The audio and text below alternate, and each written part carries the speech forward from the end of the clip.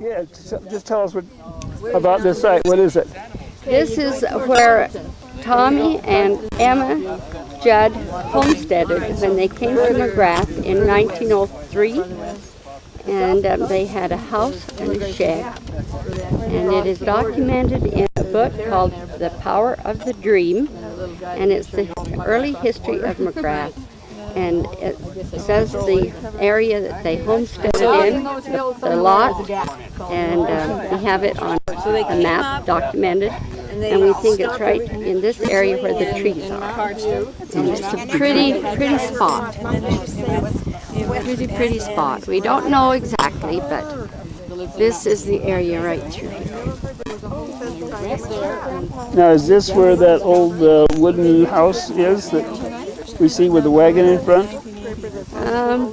There is nothing here right now. Oh, but we've seen pictures of a house with a wagon in front. Wagon in front, it sure could be. He worked on the canal when they lived in Magrath, and there's implements that we can look at that he probably used. And he worked probably from here through to Raymond even on the canal to work on the canal. But they first went to Mountain View for the winter, and then they came here and homesteaded here. They lived here for 4 years before they moved to Burdett, and 2 children were born here. And so who was born here? Eliza Marie and Charles. Oh, just a moment. The next one after her was Charles. No, Charles was born Frank? before. Probably Frank. Yes.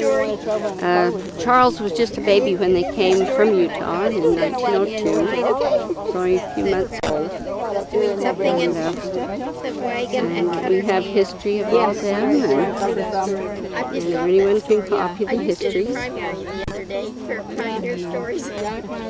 But this is where they, pretty little spot here. Beautiful area. They might have planted these trees, but we don't know. They might have been having their house a little further down on the flat. But the pothole coulee is just ahead of us, and they homesteaded on the pothole coulee. So that's about the history here. Here is the Law's old house. Okay, the wall's new, the garage is new, and Lawrence said he remodeled it on the inside. That is Keith, who is Jack's son.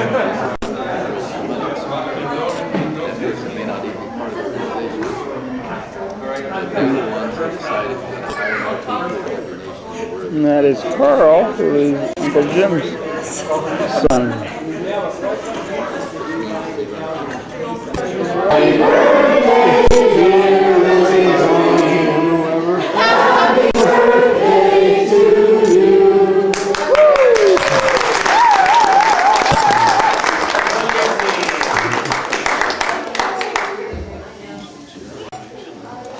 Speech, yeah.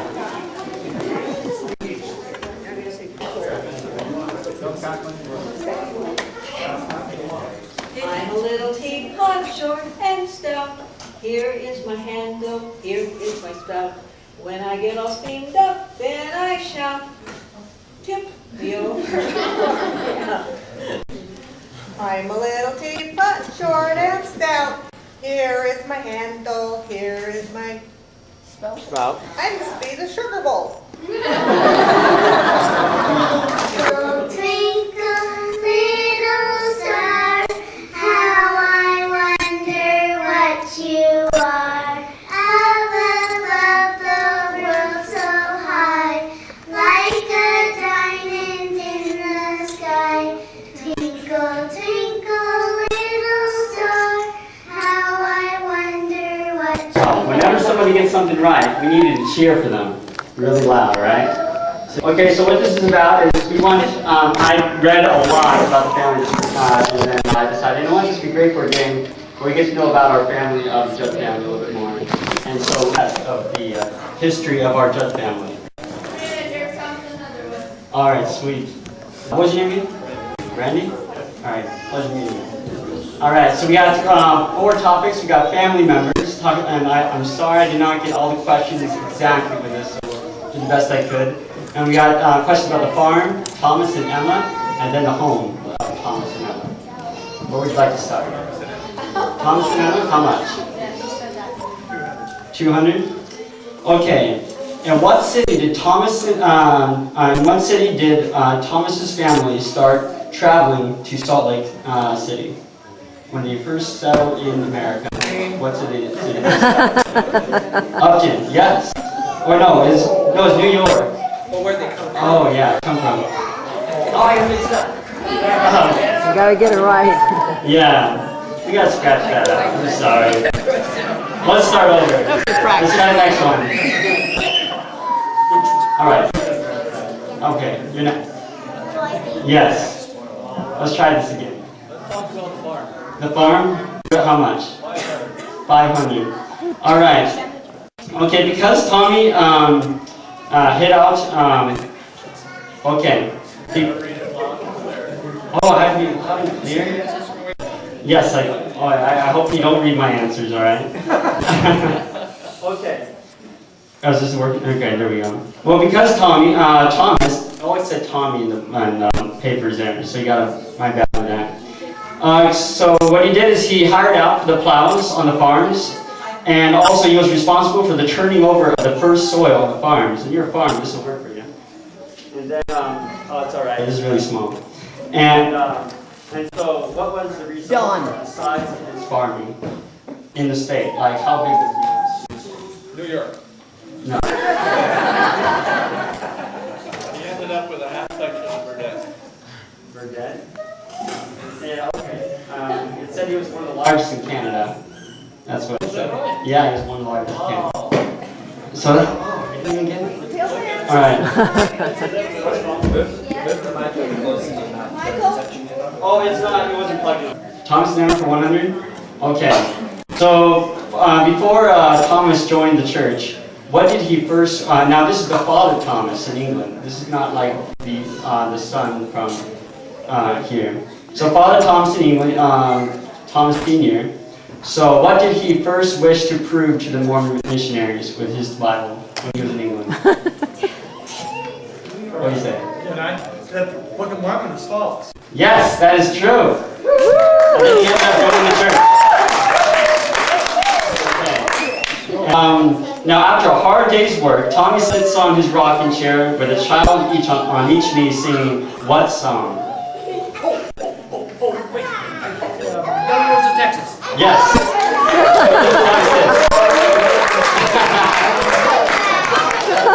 I got that right. Which one would you like now? Family members on it. Family members on it? Till today, Cora blamed, or actually until she passed away, I guess, Cora blamed Marie for what? From breaking her nose from what? So she was on this. No, Cora, now what happened was Cora was blaming Marie about something in the past when she broke her nose at the house that we went to with the farm. I read that. We all missed that, baby. Okay, what happened was they were on the stairs and, what? Oh, she fell She down knew. the steps. Fell downstairs. Yeah, I know the story.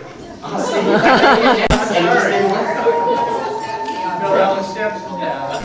All right. Now that you kind of got that, what would you like to, all right, what would you like to do? Family members, 200. Family members 200. Woo! Okay. At what season did the family trek to Canada? What season did they travel to Canada? They left Utah in October, and they got to Cardston in November. That is correct. Home for 200. Okay, because of a 10-mile travel to church, now this is when the families all settled at the farm and everything, and but because of the 10-mile travel to church, what did the family do to before Sunday school when they were in town? So, what did they before they? No, sorry. They're in town. They're away from home. They read scriptures. What? No, they actually. There's no way you can find something. It says that they had lunch together as a family at church. They had lunch. I know. Something that the family does is when they're at church, they have lunch together and then they go have Sunday school. Because they won't have to travel 10 miles back just for lunch. So, okay. What's next for you? Thomas and Emma for 300. So in what town of Utah did Tommy meet Emma? Okay. We heard this before. Upton. Yes, it is. That is correct. Home for 400. After surviving, oh yeah, this is a really interesting one. After surviving a great blizzard near Cardston, they lived in a mountain view, so Tommy can work on the sawmill. But what sad event and a blessing that took place with the family around that time? Well, the only thing I know of, they burned their house down. Yeah, that is correct. And then what happened afterward? That was a blessing with the family. Somebody must have put them in. Yeah, that's what happened. Actually, the Relief Society, well, I was impressed about that, right? Emma, actually, I guess she was boiling something in the stove and the whole cabin burned to the ground. And the Relief Society came and helped the whole family, Judd family, and helped them get back on their feet and got them some food and stuff. So it was pretty cool. Home for 100. On the open porch, circling the Judd home, what did the family love to do on that porch at night? Sweet? Swing. No, same song. They danced. That is correct. Try not to crash on 500. 500, okay. What story is said about, oh yeah, this is an interesting story. What story is said about Emma's courage and diligence when she was stopping in Idaho Falls while journeying to Canada? That's when she tore her hand on the nail on the wagon and they sewed it up without her having any anesthetic or anything. And on the trail, she took the stitches out herself. Wow, that's awesome. 400. Okay. The family lost the farm due to what? Depression, yes. And Drought. Drought and taxes and depression, and all of the above. Yeah. Try Thomas and Emma for 400. Okay. What temple were Thomas and Emma married in? Carson. Carson? It's, no? Yeah. Salt Lake. No. They were married in the not the temple. Temple wasn't finished. It was called the endowment house. So there couldn't be a temple. So They were am I married wrong? in 1894. The temple, and they were married in the endowment house. What was that so? Yeah. So is it Salt Lake or? So in the endowment house. Okay, Salt Lake. That's right. Farm for 100. What town is the farm located in? Yes, that's correct. Home for 300. How many times did Grandma Clark visit from Utah, and what did she love to wear when she came to visit her family? Yes, it's twice. Yes? Yes, she wore it and she constantly changed it. Michael, Grandma Judd is not Yeah. Clark. I thought it was Farm Clark, it said. So, Grandma Judd? Yeah. It was Grandma Clark, Grandma Oh, Judd's this, mother. Grandma Judd's mother. okay. Visited from Utah. Twice. 0 points for Connie on that. Oh! Aprons. Yeah, it was aprons, and she always wore like a different apron like every day. Like, yeah. Okay. In the 60s, what did Emma start giving her children from the great talent that she possesses? Art. Painting. Yeah, painting. Yes, that is correct. Well, when Tommy and his sons built the farm, what did the farm supply? Like, what was in the farm? Like, what did they do? Product that they built? Yeah, what did they do in the farm? Right? No, I took a raised cattle. Cattle. And The son's been something. Yes, on the porch. Big milk cows. That's what makes sure you got that. Farm 3? Okay. What did the children do in the pond that bothered Emma? They swam, yeah. She didn't want them to swim in the pond, so they said, oh, we accidentally fell in the pond. So, yes, they loved being in the pond, except Emma didn't like it. Okay. What are the names of the children of the Thomas and Emma family? Nettie, Olive, Jack.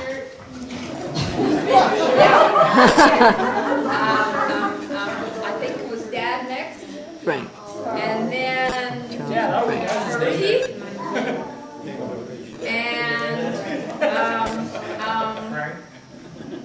probably Urban. Okay, Frank. And then Urban. Irene.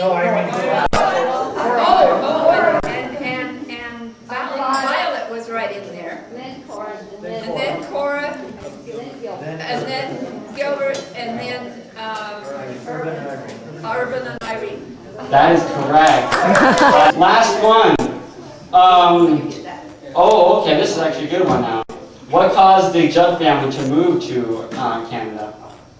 Province, riches, and land.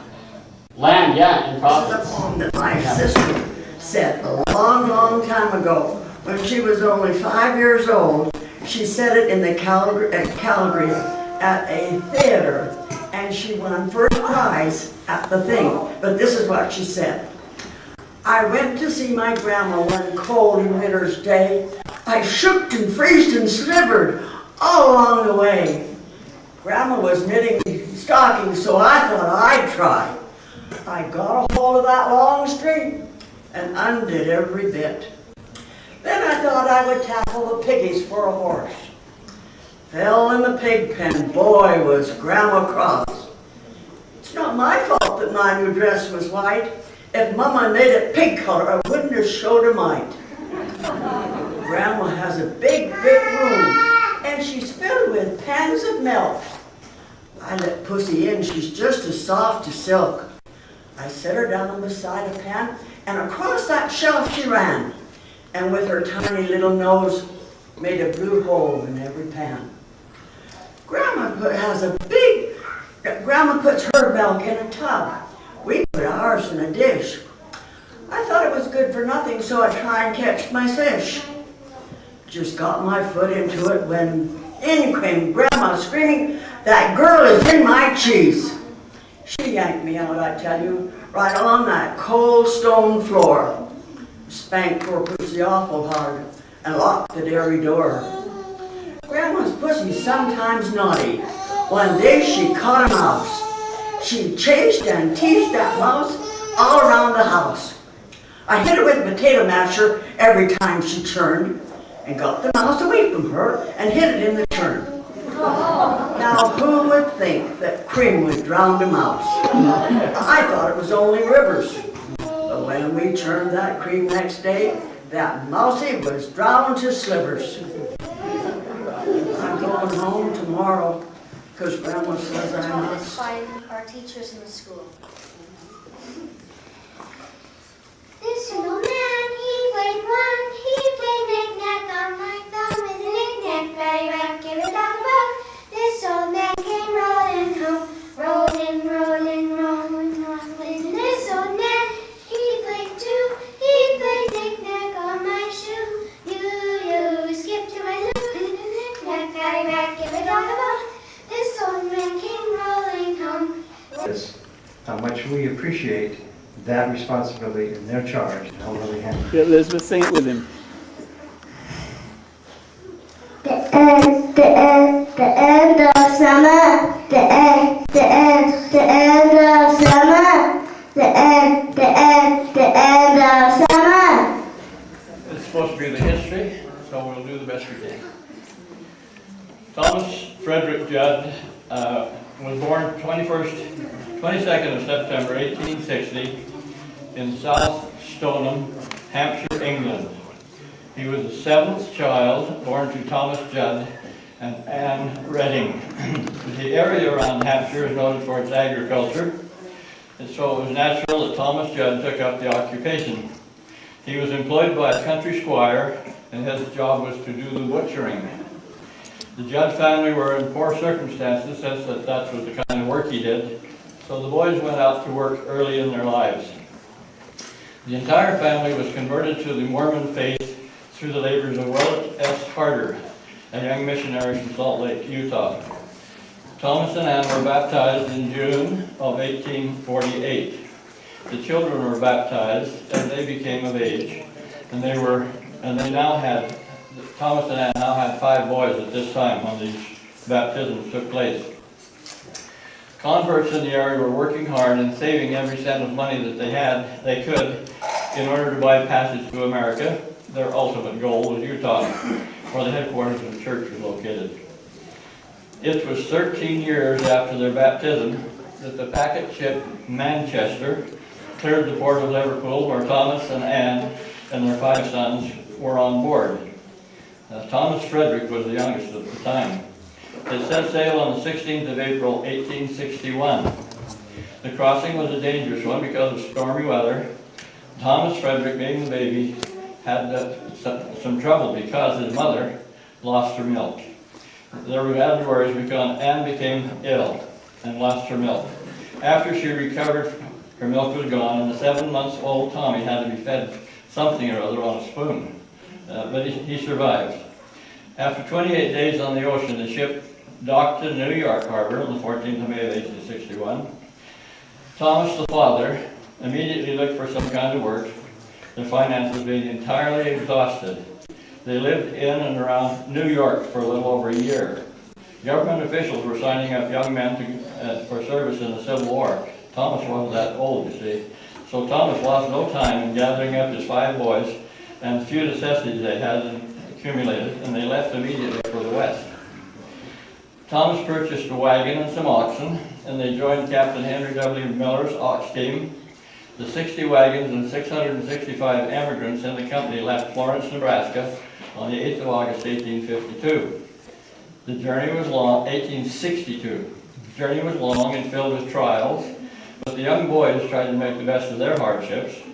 After 2.5 months of a hard journey, the company arrived in the Great Salt Lake Valley, 17th of October, 1862. Thomas and Ann did not take their family to Salt Lake. Rather, they traveled up the Weber River and settled in a place called Upton, Utah, a farming area where life suited them better. Their first home was a 2-room log house. Later, in 1864, they acquired some land in Hoytsville, south down the valley, where Thomas and his sons built another log house from cottonwood logs, which they had chopped along the banks of the Weber River. They took up farming there. Thomas's mother-in-law, Mary Chuck Redding, came from England and lived with them, where she died later on at the age of 86. Thomas Frederick's father, Thomas Sr., died the 15th of December, 1891, at the age of 70, leaving his wife Ann and the 5 boys to take care of themselves. Did you take over from there? The years passed, and Tommy's mother, Ann, about 80 years old, became very ill and sick, and she needed someone to take care of her and look after her. And so Emma was asked to come and take care of her and work for her. Emma was born in Upton, Summit County, Utah, on May the 10th, 1874. She was the 5th child of 12 children born to Francis and Eliza Pike Clark. When she was 10 years old, the Indians came for food, and her mother gave all the food about they had to the Indians, and she said they were so frightened. Emma didn't get much schooling when she was young and had to go out to work. And about age 14, she worked for her aunt, who was Carolyn Clark. She only got $8 a month. They lived a half a mile from the James Judd farm. And James had a brother, Tommy, who lived with his parents in Hoytsville, about 14 miles from Upton. But Tommy would come over to James' farm and help him out in the field. And so this is where Emma, she was about 15, got to know him. And we'd like to just read a little bit about what Emma says about her childhood. And she has this little accent that I can't do very good. She kind of drops her H's. If you have anybody knew her now, she talked. This is a little history of my girlhood days. And she said, I was born in Upton, Summit County on May the 10th, 1874. And when about 10 years old, I remember the Indians coming. And I told you that. But Mother gave them nearly all their food, as we had before they would leave. I didn't get much schooling. I had to go out to work to help buy my clothes. They only had school 3 months in the year, in them days. I was 14 years old when I went out to work. I worked for Aunt Carolyn Clark. She ran a store and took in boarders. Only paid me $8 a month, and there was a lot of hard work. We lived a half mile from James Judd place, and Tommy Judd, your grandpa, was Charles Judd's brother. James Judd's brother. And Tommy lived with his mother and father in Whitesville, about 14 miles from Upton. And he used to come to see his brother James and family sometimes.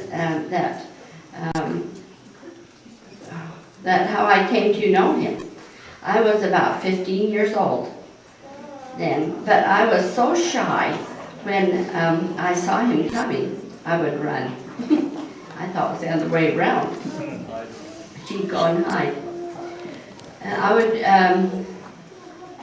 I would run home. I can't read this right there. I never thought then. Right here. I never thought. I never thought then that he would be my husband. I worked out a lot and didn't see him again for several years. He was the only one at home with his father and mother, and he took care of them. They had very poor health. Finally, his father died, and after that, he had to have a hired girl and to do the work and be company for his mother, as he was away working most every day. Finally, the woman that was working for them had to go home. So Tommy asked if his sister-in-law would ask Jane's wife to come and see if I would come and work for them. But I told her I would, so she wrote him telling him I would come, and they would bring me to Colville. That was 9 miles from Upton, and for him to meet me there. But he sent his niece instead. However, when we got there to his place, he wasn't home. But his mother was, and she was very nice. And when Tommy got home, he said, "Oh, I see you got here." He didn't say why he didn't come to meet me. He was so shy, he hardly spoke to me for days. I was there for 3 weeks. And then one day, he asked me if I would go for a ride with him to Wanship, which was a little town. I said sure. So that evening he came driving up to the door with his frisky horse and cart. It was about 5 miles to Wanship, and we went about 3 miles before he even said a word. Then he asked me if I could remember going to conference at the steakhouse in Colville, and she was looking for someone to go home with. But he said he was there with his horse and cart, and he wanted to ask me he wanted to ask if he would take me home. He said he kept walking around and round in the crowd and came close to me several times, but was too faint-hearted to ask me. So, as he got in the cart and went home, he said that he couldn't even ask me, and that's why he sent for me to come and work for them because he liked her. That's how our romance started. Then we started going for cart rides and to dances real often.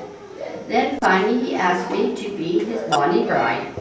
So on the 18th of December, 1894, we drove to Salt Lake with horse and wagon and was married in the Salt Lake Temple, December the 20th, 1894. We had a very nice home in Whitesville and was very happy. And this is just a little sketch of my life from Grandma Judd. They had a very nice home in Whitesville and were very happy. Oh, by the way, I've only seen 2 pictures of Grandpa.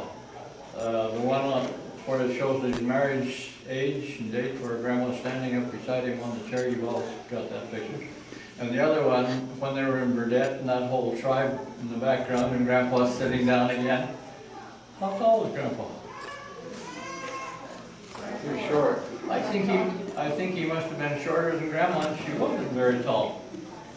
What a pair. How they managed to do so much, being little people. Okay. Oh, and by the way, Garda doesn't like the English dialect. She's descended from Englishmen in what county?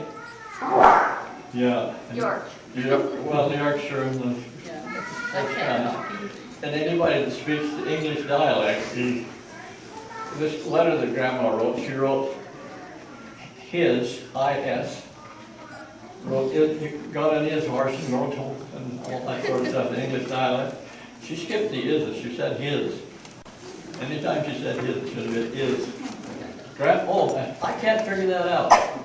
Grandma was born in Upton. Of course, her parents were immigrants from England. Thomas was an immigrant from England as well, just as a little kid, but that wouldn't help much. And Thomas's father, Thomas and Ann, were English. So maybe that's why Grandma had that English dialect. I would swear she was born in England. Everything she said, she had is and had and everything that was an English dialect. But yet she was born in Upton. Okay. They had a nice house in Whitesville. Whitesville is south in the valley, down around the corner and down south of Whitesville. Let's see. While living in Whitesville, 2 girls were born to Grandma and Grandpa. Nettie Mae and Fanny Olive were born there. The next January, Thomas' mother, Ann Redding, died. Soon after that, they sold their farm and moved up to Upton, where John Farrell and Charles Elward were born. That very year, in 1902, in the fall, they immigrated to Canada with their 4 small children, Nettie, Olive, Jack, and Charles, and a few of their relatives. You probably know some of them. There was an Aunt Annie, a Huff that stood out there, and I don't know who the other were. Anyway, the Clark side immigrated to Canada. And they first went up to Mountain View, as you've already heard, and stayed there in the winter. And then they moved down to Magrath, it says here, in 1903. Some of us went down and saw the place where they lived, Block 19, way down far in town, down in the valley. And they had a little house there and a shed. In the spring of 1907, that was after the irrigation canal had been completed and they ran out of work here, so they decided to go over to Burdett where the other Clarks had moved. Thomas and Emma moved to Burdett and took up a homestead there. And now Garda's supposed to refer to something. Refer to an account by Geneva Spencer. You going to read her account?